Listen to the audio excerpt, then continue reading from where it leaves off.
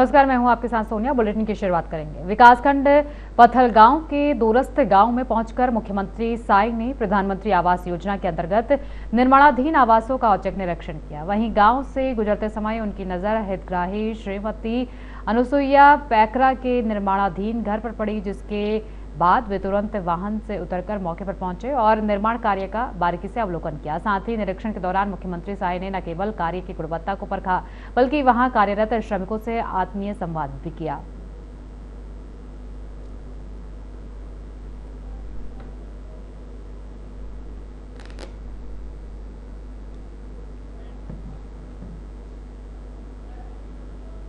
जशपुर जिले के ग्राम भैंसा मुंडा में एक ऐसा आत्मीय और भावुक क्षण सामने आया जिसने वहां मौजूद प्रत्येक व्यक्ति के मन को भाव विभोर कर दिया।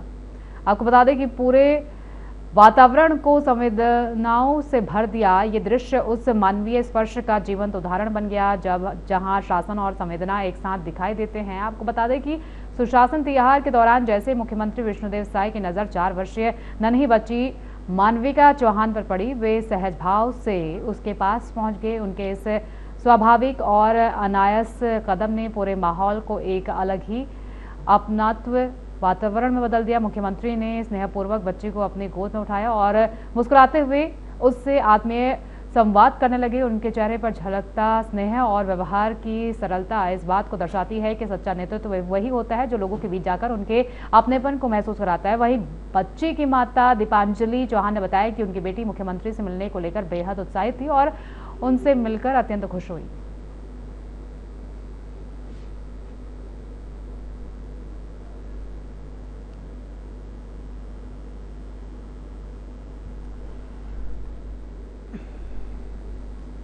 तो सीएम साई ने एक छोटी बच्ची से मिलकर उसके माता पिता से मिले और उसकी माता ने कहा कि बच्ची सीएम साई से मिलकर काफ़ी खुश है और सीएम साई आम जनता के बीच पहुंचे और उनकी समस्याओं को सुनते हुए वो नजर आए। उन्होंने जसपुर का दौरा किया जहां कई लोग पहुंचे थे और उनके बीच पहुंचकर उन्होंने उनकी बातों को सुना। इस दौरान एक छोटी बच्ची को उन्होंने स्नेह करते हुए वो नजर आए और उसे चॉकलेट देकर उसके साथ खेलते हुए वो नजर आए। ये दिखाता है कि एक व्यक्ति जो प्रदेश का नेतृत्व करता है वो कितना स्नेह छोटे बच्चों से करता है और इससे जो आसपास के लोग वहां पर मौजूद थे वो भी काफ़ी खुश नजर आए। इस बीच बच्ची की माता ने कहा कि ये पहली बार है जब किसी सीएम ने यहाँ पर जनता के बीच पहुंचकर एक छोटी बच्ची को गोद में लिया। ये दिखाता है कि जो नेतृत्व है प्रदेश का वो सही हाथ में है और काफ़ी बड़ी संख्या में लोग यहाँ पर पहुंचे हुए थे जो सीएम साई की तारीफ करते हुए नजर आए और इस क्षण के साक्षी कई लोग बने और ये काफ़ी भाव विभोर करने वाला क्षण था जिससे यहाँ पर मौजूद सभी व्यक्ति यहाँ पर काफ़ी खुश नज़र आए और जो बच्ची उनके गोद में है उसकी माता ने भी अपनी तरफ से कहा कि ऐसा पहली बार है जब किसी सीएम ने यहाँ पर जनता के बीच पहुंचकर उनकी समस्याएं सुनी हैं और तमाम लोग जनप्रतिनिधि यहाँ पर आते हैं लेकिन सीएम साई खुद मौजूद वहाँ पर हुए और सभी की समस्याएं उन्होंने सुनी।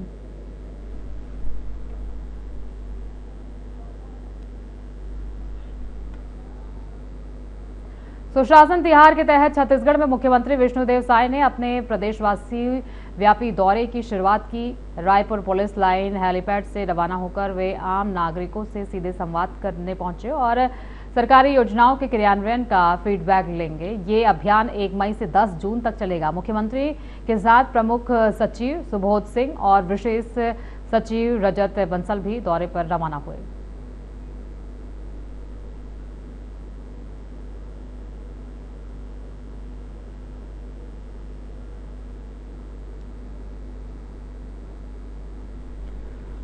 तो सुशासन तिहार का प्रदेश व्यापी अभियान शुरू हो गया है। इसके तहत सीएम साई खुद जनप्रतिनिधियों के बीच पहुंचकर उनकी समस्याएं सुनते हुए नजर आ रहे हैं। रायपुर की तस्वीरें आपको दिखा रहे हैं जहां पर आम लोगों के बीच पहुंचे सीएम साई और इस अभियान के तहत सीएम साय खुद लोगों की समस्याएं सुनते हुए नजर आ रहे हैं। गांव-गांव पहुंचकर वे लोगों की समस्याओं को सुन रहे हैं और बड़ी संख्या में लोग भी अपनी समस्याओं को लेकर उनके समक्ष पेश होते हैं। सुशासन तिहार प्रदेशव्यापी एक अभियान है, तो योजनाओं को सही तरीके से जनता तक पहुंचाया जा रहा है। इसका जायजा लेने के लिए खुद सीएम साय जमीन पर उतरे हैं और बड़ी संख्या में लोग यहां पर पहुंचकर अपनी समस्याओं से अवगत कराते हुए भी नजर आते हैं।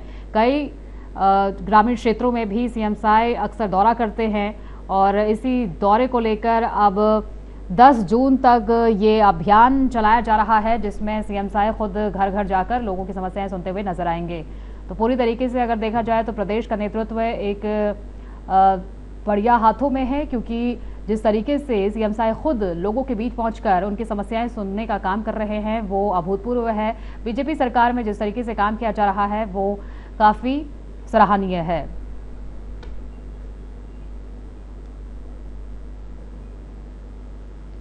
उप मुख्यमंत्री और स्थानीय विधायक अरुण साव ने लोरमी नगर में स्कूटी से भ्रमण कर विभिन्न विकास कार्यों का निरीक्षण किया। उन्होंने रानी गांव में गार्डन, तालाब और मुक्तिधाम निर्माण कार्यों की प्रगति देखी तथा नाली निर्माण, प्रवेश द्वार और मनियारी नदी पर बन रहे पुल का जायजा लेकर कार्यों में तेजी लाने के निर्देश दिए। बस स्टैंड, जिम में युवाओं से संवाद कर उनकी समस्याएं सुनी और स्लम स्वास्थ्य योजना के मेडिकल यूनिट का निरीक्षण किया। स्वास्थ्य सेवाओं की स्थिति परखी। इसके साथ ही नालंदा परिसर निर्माण का शुभारंभ किया। दौरे के दौरान उन्होंने बच्चों और महिलाओं से आत्मीय मुलाकात की तथा ब्राह्मण पारा में जादूगर के कार्यक्रम का आनंद भी लिया। विधायक कार्यालय में कार्यकर्ताओं के साथ बैठक कर विकास योजनाओं पर चर्चा की और उन्हें जन कल्याणकारी योजनाओं को जनता तक पहुंचाने का आह्वान किया। रामहेपुर शिव मंदिर के सौंदर्यीकरण कार्य का निरीक्षण करते हुए उन्होंने कहा कि समयबद्ध और गुणवत्तापूर्ण विकास ही जनता के विश्वास को मजबूत करता है।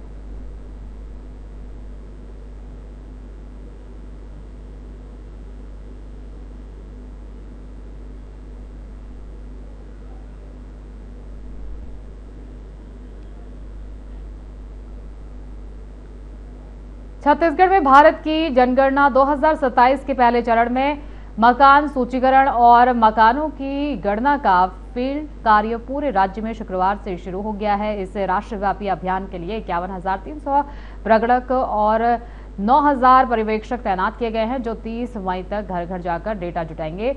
बस्तर जिले के तोकापाल क्षेत्र में दुर्गम गांव गाटम में प्रगणक के पहले ही दिन कार्य पूरा कर ऐतिहासिक उपलब्धि दर्ज कराई है, जिसका प्रशासन ने सराहना की है। ये सफलता कठिन भौगोलिक परिस्थितियों में भी समर्पण का उदाहरण मानी जा रही है। वहीं रायपुर में जनगणना ड्यूटी के अनुपस्थित पाए गए 44 कर्मचारियों पर प्रशासन ने सख्त रुख अपनाते हुए कारण बताओ नोटिस जारी किया है। नगर निगम आयुक्त ने इसे गंभीर लापरवाही मानते हुए कार्रवाई के निर्देश दिए हैं। प्रशासन ने स्पष्ट किया है कि जनगणना कार्य में किसी भी प्रकार की लापरवाही बर्दाश्त नहीं की जाएगी और संदिग्ध कर्मियों पर जनगणना अधिनियम 1948 एवं सिविल सेवा नियमों के तहत दंडात्मक कार्रवाई की जाएगी। यह अभियान राज्य भर में पूरी गंभीरता और निगरानी के साथ जारी है।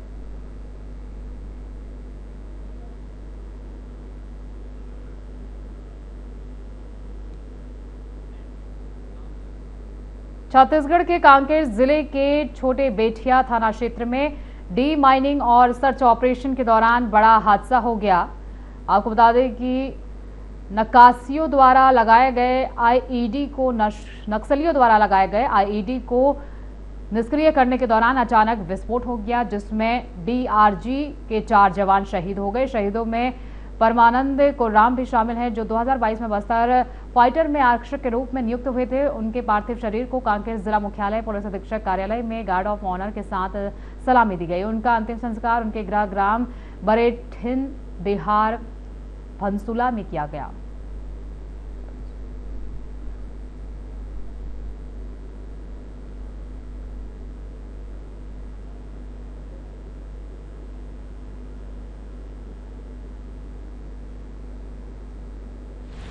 सीमावर्ती थाना छोटेपेटे क्षेत्र अंतर्गत आदनाथ मरकबरा इन इलाका में माओवादियों के डंप की सूचना पर जो पूर्व में पुनर्वास के लिए माओवादी कर रहे थे, उनके द्वारा दी गई आसूचना तथा पुलिस के पास पूर्व से उपलब्ध इनपुट के आधार पर हमारे एक सर्च टीम अभियान के रवाना हुई थी।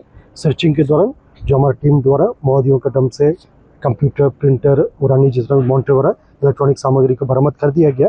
उसके पश्चात एक और अन्य डंप थे जहाँ पर माओवादी द्वारा एक्सप्लोसिव मटेरियल थे, जिसका सामान्य भाषा में गन पाउडर बोलते हैं।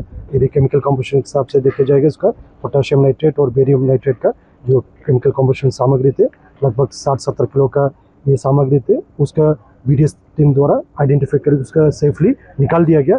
उसके बाद उसका एक डिफ्यूजन करने की प्रक्रिया होते, उस दौरान संभवतः जो अधिकतम जो तापमान होने के कारण से और अन्य कुछ केमिकल रिएक्शन कारण से वो जो विस्फोटक पदार्थ जो गन पाउडर है वो एक्सप्लोजन हो गए थे। उसी दुर्घटना में हमारा 4 वीर शहीद है।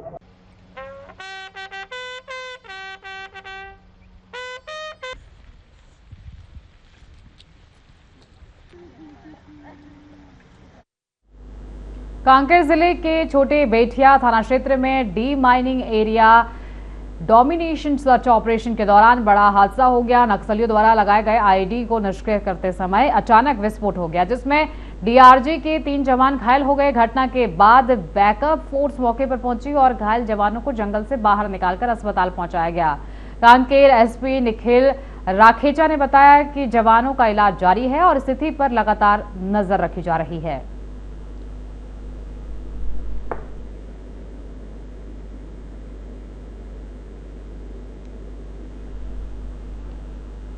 बलौदाबाजार भाटापारा का ओम प्रकाश शर्मा ने पुलिस अधीक्षक पदभार ग्रहण किया। वे वर्तमान में 4बी वाहिनी छत्तीसगढ़ सशस्त्र बल माना रायपुर में सेनानी के रूप में पदस्थ हैं और उन्हें अतिरिक्त प्रभार सौंपा गया है। ये नियुक्ति पुलिस अधीक्षक भावना गुप्ता के अवकाश पर जाने के कारण की गई है। इस अवसर पर अतिरिक्त पुलिस अधीक्षक समेत कई वरिष्ठ अधिकारियों ने उनका स्वागत किया। नवपदस्थ एसपी ने सभी शाखा प्रभारियों से परिचय लेकर कार्य प्रणाली की जानकारी प्राप्त की।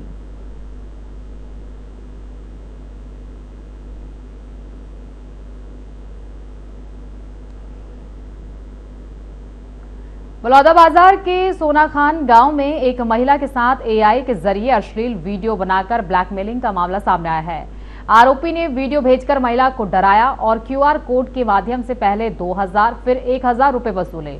इसके बाद 15,000 रुपए की और मांग की गई। महिला द्वारा परिजनों को जानकारी देने पर मामला सोनाखान चौकी पहुंचा। पुलिस ने जांच के बाद आरोपी ओम प्रकाश समेत 2 कोल्हापुर महाराष्ट्र से गिरफ्तार किए।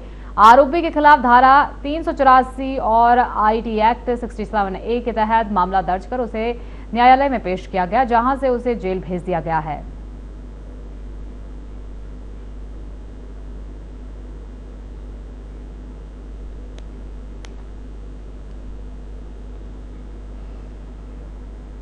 छत्तीसगढ़ के जांजगीर चांपा जिले में चांपा से बर्रा जा रही एक तेज रफ्तार राजधानी बस अनियंत्रित होकर सड़क किनारे पलट गई। हादसे के बाद मौके पर अफरा तफरी मच गई। बस में बड़ी संख्या में यात्री सवार थे, जिनमें कई घायल हो गए। स्थानीय ग्रामीणों ने बताया कि तत्परता दिखाते हुए खिड़कियां तोड़कर यात्रियों को बाहर निकाला। सूचना मिलते ही पुलिस और प्रशासन की टीम मौके पर पहुंची। गंभीर रूप से घायलों को जिला अस्पताल रेफर किया गया। हादसे के बाद बसों में ओवरलोडिंग और सुरक्षा मानकों पर सवाल उठने लगे हैं।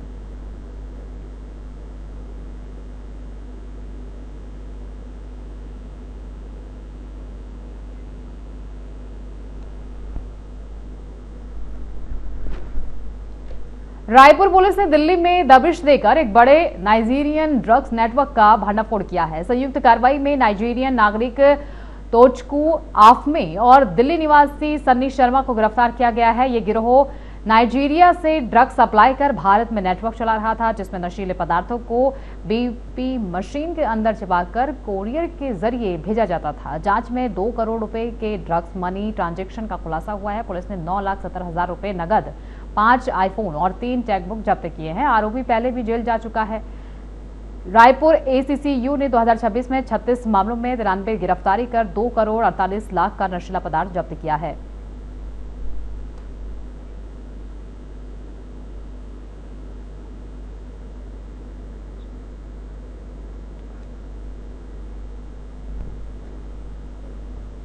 रायपुर ग्रामीण पुलिस ने बैकुंठ रेलवे अंडरब्रिज के पास घेराबंदी कर एक आरोपी को रंगे हाथों गिरफ्तार किया है। आरोपी जागेश्वर पारधी निवासी ग्राम जलसो नीले सफेद थैले में अवैध मादक पदार्थ गांजा लेकर भाटापारा की ओर जा रहा था। पुलिस ने उसके कब्जे से 1 किलो 200 ग्राम गांजा जब्त किया है, जिसकी बाजार कीमत लगभग 60,000 रुपए बताई जा रही है।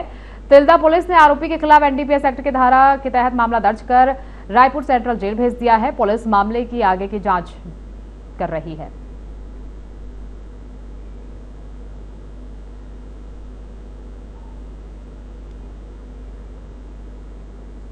रायपुर के खमतराई थाना क्षेत्र में आईसीआईसीआई प्रूडेंशियल लाइफ इंश्योरेंस के पूर्व सेल्स मैनेजर मयूर बारमेड़ा को 83 लाख रुपए के गबन के आरोप में गिरफ्तार किया गया है। आरोपी ने 2014 से 2021 के बीच अमन अग्रवाल और उनके परिवार से बीमा निवेश के नाम पर चेक के जरिए रकम ली, लेकिन उसे कंपनी में जमा करने के बजाय अन्य लोगों के नाम पर निवेश निजी लाभ उठाया। मयूर 2008 से 2022 तक तेलीबांधा शाखा में कार्यरत था। पुलिस ने उसे पिंडर स्थित चाय गोविंदरुम से गिरफ्तार कर लिया। धारा 409 और 420 के तहत कार्रवाई जारी है।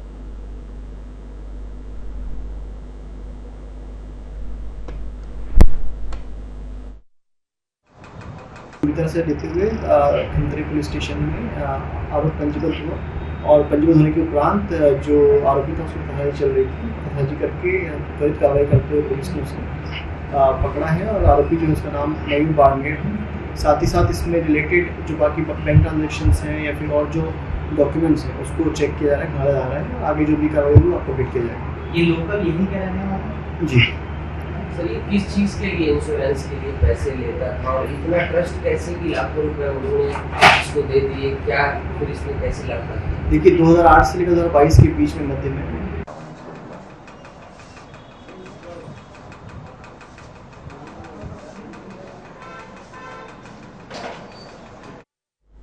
बलौदाबाजार के ग्राम रेगनी में फैक्ट्री सुपरवाइजर सोनू शेख का फिल्मी स्टाइल में अपहरण करने वाले 4 आरोपियों को पुलिस ने 12 घंटे में डिंडोरी मध्य प्रदेश से गिरफ्तार कर लिया है। हथबंद पुलिस और साइबर सेल की संयुक्त कार्रवाई में अपहृता युवक को सकुशल बरामद किया गया है। आरोपियों ने पुरानी रंजिश में वारदात को अंजाम दिया था। पुलिस ने स्कॉर्पियो वाहन समेत सभी आरोपियों को हिरासत में लेकर आगे की कार्रवाई शुरू कर दी है।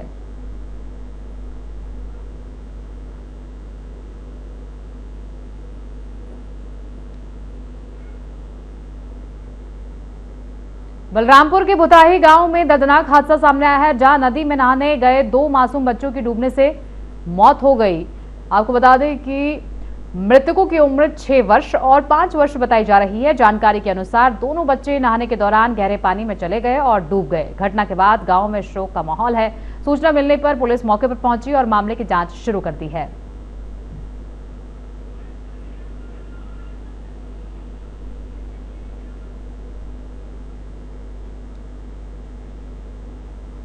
कांकेर पुलिस अधीक्षक निखिल राखेचा ने बताया कि थाना छोटे बेटिया, जिला कांकेर, नारायणपुर सीमा क्षेत्र में D mining area domination search operation के जरिए पुलिस टीम रवाना हुई थी। अभियान के दौरान नक्सलियों द्वारा लगाए गए आईईडी की चपेट में आने से कांकेर डीआरजी के कुल 4 सदस्य घायल हो गए। घटना में इंस्पेक्टर सुखराम वट्टी, कांस्टेबल कृष्णा कोमरा और बस्तर फाइटर कांस्टेबल संजय गढ़पाले गंभीर रूप से घायल हो गए और मौके पर ही शहीद हो गए, जबकि बस्तर फाइटर कांस्टेबल परमानंद कोराम को गंभीर अवस्था में रायपुर रेफर किया गया, जहां इलाज के दौरान उनका निधन हो गया। बस्तर रेंज के आईडी सुंदर राज पट्टीलिंगम के अनुसार पिछले महीने मिली सूचना के आधार पर सुरक्षा बलों ने बड़ी संख्या में आईडी बरामद कर निष्क्रिय किए थे, लेकिन ये दुर्भाग्यपूर्ण घटना हुई। पुलिस ने क्षेत्र में सर्च अभियान तेज कर दिया है और आगे की कार्रवाई जारी है।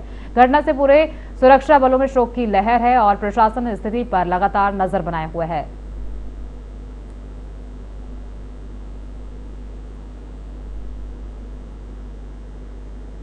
समय में काफ़ी बड़ी संख्या में माओवादी कैडर द्वारा पुनर्वास के लिए सामने आए हैं। उनके द्वारा दी गई जानकारी अनुसार उस क्षेत्र में पुलिस के पास उपलब्ध आसूचना के आधार पर काफ़ी बड़ी संख्या में पूर्व में माओवादियों के दम से आईडी, आर्म्स अम्युनिशन एवं अन्य सामग्री बरामद की गई।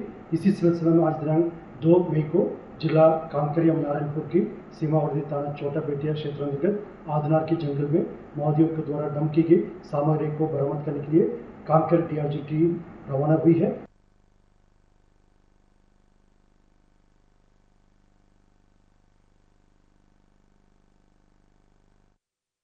छत्तीसगढ़ उच्च न्यायालय के मुख्य न्यायाधीश रमेश सिन्हा ने बालोद जिला मुख्यालय स्थित जिला एवं सत्र न्यायालय का औचक निरीक्षण किया। इस दौरान उन्होंने प्रधान जिला एवं सत्र न्यायाधीश कोर्ट, अपर जिला एवं सत्र न्यायाधीश कोर्ट और पॉक्सो न्यायालय समेत विभिन्न कक्षों का अवलोकन किया। साथ ही डिजिटल एवं स्कैनिंग कक्ष और सर्वर रूम की व्यवस्थाओं की भी समीक्षा की। निरीक्षण के दौरान उन्होंने जिला बार एसोसिएशन के सदस्यों से मुलाकात कर न्यायिक व्यवस्थाओं पर चर्चा की। इस अवसर पर न्यायालय में व्यवस्थाओं को और अधिक सुदृढ़ और प्रभावी बनाने पर विशेष जोर दिया गया।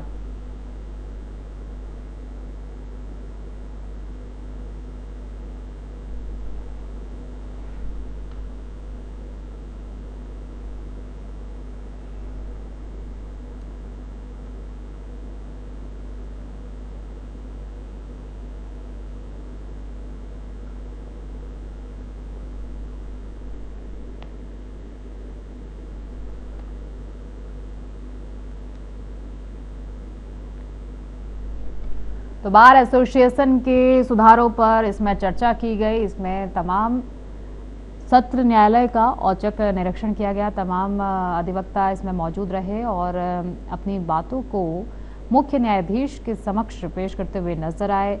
और बार एसोसिएशन का रायपुर पुलिस ने ऑनलाइन सट्टा ऐप 3 स्टंप्स के खिलाफ चल रही जांच में 2 और आरोपियों संदीप इसरानी उर्फ गोलू और मंसून रजा को गिरफ्तार किया है। दोनों आरोपी अवैध सट्टे की रकम को अपने बैंक खातों में लेकर काली कमाई को खपाने का काम कर रहे थे। संदीप इसरानी मास्टरमाइंड बापू उर्फ को भी पकड़ा गया है। बैंक खाते लेकर सट्टा पैनल व कॉल सेंटर संचालित करता था। इस मामले में अब तक कुल 29 आरोपी गिरफ्तार हो चुके हैं, जबकि मुख्य आरोपी पहले ही पकड़ा जा चुका है। पुलिस ने लगभग 1 करोड़ 20 लाख रुपए की संपत्ति जब्त की है। साल 2026 में कमिश्नरेट प्रणाली लागू होने के बाद से anti crime and cyber unit ने 14 मामलों में 71 गिरफ्तारियां कर करीब 3 करोड़ रुपए की संपत्ति जब्त की है। थानागंज में आरोपियों पर जुआ प्रतिषेध अधिनियम और BNS के तहत मामला दर्ज है।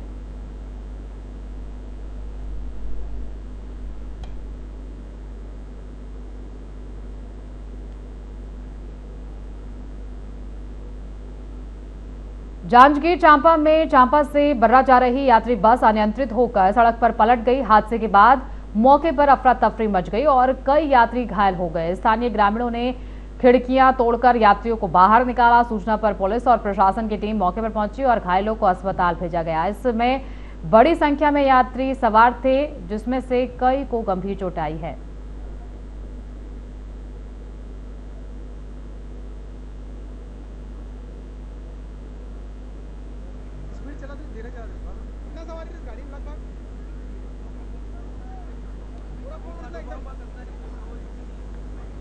बुलेटिन में फिलहाल के लिए इतना ही। आगे की तमाम खबरों के लिए बने रहिए हमारे साथ।